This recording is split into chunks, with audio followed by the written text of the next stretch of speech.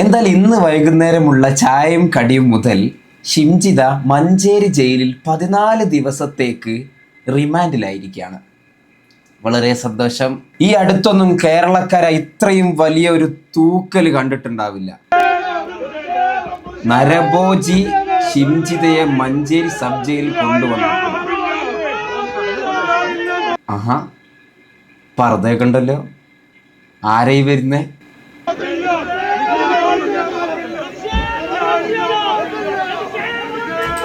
ഒരു കുപ്പി വെള്ളവും ഒരു മാസ്കും ഒരു പർദ്ദയും. മോളെ, ഇനി പർദ്ദയല്ല എന്ത് വലിയൊരു ചാക്ക് തലയിലൂടെ ഇട്ട് നടന്നു കഴിഞ്ഞാലും കേരളത്തിൽ നിനക്ക് ഇറങ്ങി നടക്കാൻ പറ്റും തോന്നില്ല. വൈറലാവാൻ വേണ്ടി ചെയ്തതല്ലേ, വൈറലാവാൻ ചെയ്തു, എയറിലായി, പിന്നെ കേസായി, ഇപ്പൊ ജയിലിലുമായി.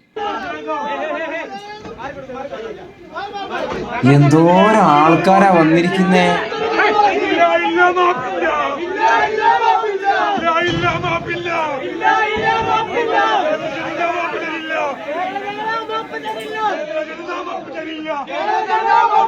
അതിനിടയിലൂടെ പോലീസ് ജീപ്പിലല്ല കൊണ്ടുവന്നെന്ന് പറഞ്ഞിട്ട് വേറൊരു വിഷയം നടക്കുന്നുണ്ട്. മഞ്ചേരി ജയിലിലേക്കാണ് കൊണ്ടുപോകുന്നത്. വലിയ തരത്തിലുള്ള പ്രതിഷേധം മെഡിക്കൽ കോളേജ് പോലീസ് സ്റ്റേഷൻ പരിധിയിലൊക്കെ ഉണ്ടായിരുന്നു. അതുകൊണ്ട് തന്നെയാണ് ഇവിടേക്ക് കൊണ്ടുവന്നത്. പോലീസ് വലിയ തരത്തിലുള്ള ഒരു പോലീസിനെതിരെ ഉയർന്നു വരുന്ന ആക്ഷേപം എന്ന് പറയുന്നത്, ഷിംജിതയെ അറസ്റ്റ് ചെയ്തത് സ്വകാര്യ വാഹനത്തിലെത്തി, മഫ്തിയിലെത്തിയ പോലീസുകാർ സ്വകാര്യ വാഹനത്തിൽ ഷിംജിതയെ കൊണ്ടുവന്നു എന്നുള്ള ഒരു ആക്ഷേപം പോലീസിനെതിരെ ഉയർന്നിരുന്നു.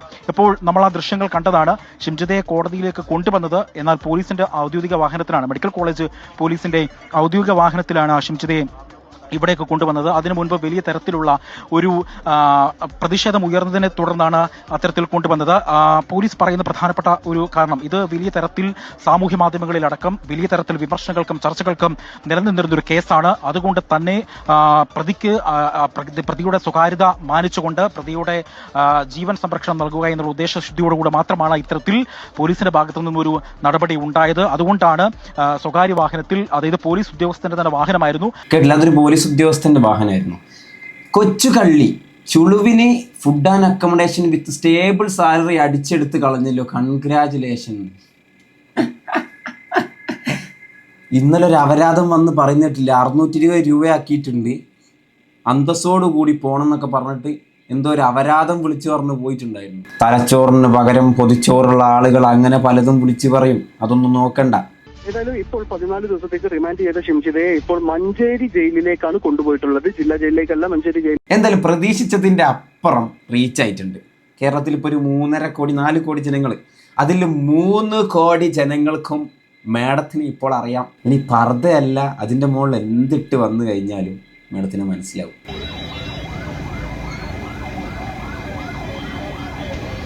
എന്തായാലും അപരാധിയെ ഒരു നോക്ക് കാണാൻ വേണ്ടിയിട്ട് പിടിച്ചു എന്ന് അറിഞ്ഞപ്പോൾ തന്നെ വീട്ടിൽ നിന്ന് അല്ലെങ്കിൽ പണിസ്ഥലത്തു നിന്ന് അല്ലെങ്കിൽ ക്ലാസ്സിൽ നിന്നൊക്കെ ഓടിയെത്തിയിട്ടുള്ള ആളുകളെയാണ് നിങ്ങളിപ്പോൾ കാണുന്നത്. അപരാധിയെ ഒരു നോക്ക് കാണുമ്പോൾ 2 പറയണമെന്ന ആഗ്രഹത്തോടു കൂടിയും കൂടെ ആയിരിക്കും ആളുകൾ വന്നത്. പക്ഷേ വളരെയധികം മികച്ച സുരക്ഷാ വലയത്തിലൂടെയാണ് അവളെ കൊണ്ടുപോയത്. എന്തായാലും ഇപ്പം റിമാൻഡിലാണ്. കോളേജിൽ ഇന്നേ വരല്ലാത്തൊരു ബ്ലോക്ക് കണ്ടിട്ട് നിർത്തി നോക്കിയതാട്ടോ. സംഭവം എന്താന്നുള്ളത്, സംഭവം ഒന്നുമല്ല, വൈറലാന്ന് നോക്കിയ ഒരാളെ കൊണ്ടുവരണ ആളെ മനസ്സിലേക്കാണല്ലോ, ഷിംജിത. അപ്പം വെറും ഷിംജിത എന്ന് പറഞ്ഞൂടാ, കൊലയാളി ഷിംജിത തന്നെ പറയാട്ടോ. കൊലയിലേക്ക് നയിച്ച അത്രയ്ക്ക് ആൾക്കാരാണ് ഇതേ ഇവിടെ ഇങ്ങനെ തിങ്ങി നിറഞ്ഞിരിക്കുന്നത്. ഇങ്ങനെ ആളുകൾ കൂടി നിന്നിട്ട് അവിടെ രോഗികൾ ആംബുലൻസിൽ അങ്ങോട്ടും ഇങ്ങോട്ടും പോകുന്ന സൗണ്ട് ഉണ്ട്. അവരെ ബുദ്ധിമുട്ടിക്കരുത്. അപരാധങ്ങൾ ഇത് കഴിഞ്ഞ് 14 ദിവസം കഴിഞ്ഞ് ചിലപ്പോൾ ഇതിലൂടെ ഞെളിഞ്ഞു നടക്കും. പക്ഷെ ജീവൻ എന്തെങ്കിലും പറ്റിക്കഴിഞ്ഞാൽ നമ്മൾ തന്നെ സഹിക്കേണ്ടി വരും.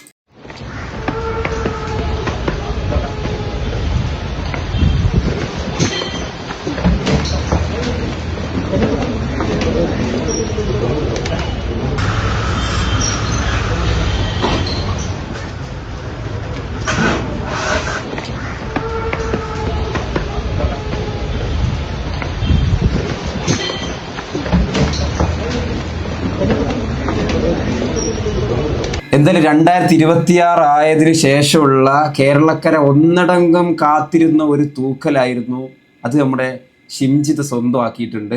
14 ദിവസത്തേക്ക് റിമാൻഡ് ചെയ്യുകയൊക്കെ ചെയ്തിട്ടുണ്ട്. ഇനി എന്താവും എന്നൊന്നും പറയാൻ പറ്റില്ല.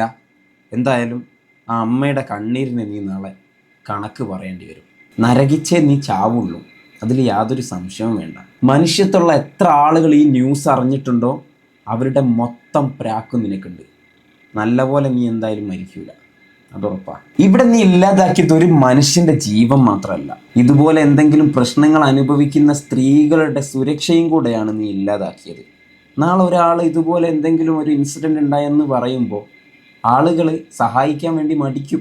നമ്മൾ ഒരുപാട് റീലുകൾ ഇപ്പോൾ ഇൻസ്റ്റാഗ്രാമിൽ കാണുന്നുണ്ട്, ബസ്സിൽ കാർഡ്ബോർഡൊക്കെ വെച്ചിട്ടും ഓരോ സാധനങ്ങളൊക്കെ സൈഡിൽ വെച്ചിട്ടൊക്കെ കയറുന്നത്.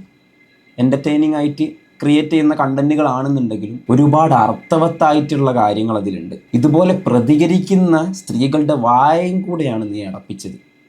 അനുഭവിക്കേണ്ടി വരും, മൊത്തത്തിൽ അനുഭവിക്കേണ്ടി വരും. ആ അമ്മയുടെ കണ്ണീരിന് നീ വില പറയേണ്ടി വരും കേട്ടോ. എന്തായാലും ഇതുപോലെയുള്ള സംഭവം ഇനി ആവർത്തിക്കാതിരിക്കട്ടെ. Thanks for watching. പുതിയൊരു വീഡിയോ ആയിട്ട് കാണാം. ബൈ.